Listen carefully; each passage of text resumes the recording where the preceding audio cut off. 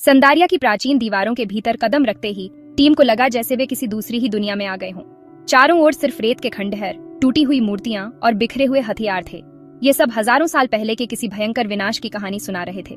लेकिन जो सबसे डरावनी चीज थी वह थी वहां की नीरवता, इतनी गहरी शांति कि लगता था जैसे यह जगह अब भी किसी के इंतजार में हो। रिया ने धीरे से कहा, हमें जल्दी से अनंता लिपि को पढ़ना होगा। इसमें ही इस श्राप को खत्म करने का उपाय होगा।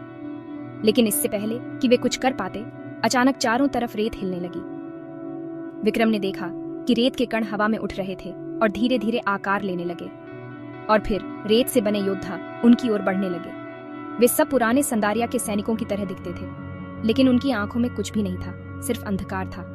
फहद ने चिल्लाकर कहा, ये हमें खत्म करने आए हैं। टीम किसी तरह उन रेत के सैनिकों से बचने की कोशिश कर रही थी, लेकिन तभी रुको, एक जानी पहचानी आवाज गूंजी।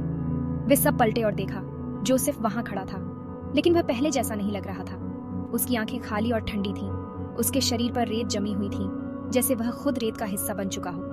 और सबसे खतरनाक बात, उसके पीछे खड़ा था असुरमणि का विशाल काला साया। जोसेफ ने धीमी आवाज में कहा, तुम यहाँ नहीं आ सकते, तुमने मुझे बचाने में देर कर दी, अब मैं भी इस श्राप का हिस्सा हूँ। रिया के चेहरे का रंग उड़ गया। जोसेफ, यह तुम नहीं हो, हम तुम्हें वापस लाएंगे। लेकिन जोसेफ ने सिर हिलाया, अब बहुत देर हो चुकी है।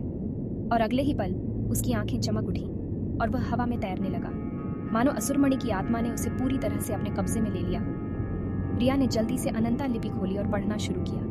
उसने एक और महत्वपूर्ण वाक्य पढ़ा, जो एक बार श्राप का हिस्सा बन जाए, उसे मुक्त करने के लिए उसे आत्मा के दायरे से बाहर लाना होगा।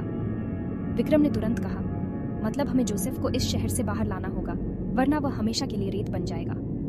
लेकिन समस्या यह थी, जोसेफ अब उनकी मदद नहीं कर रहा था।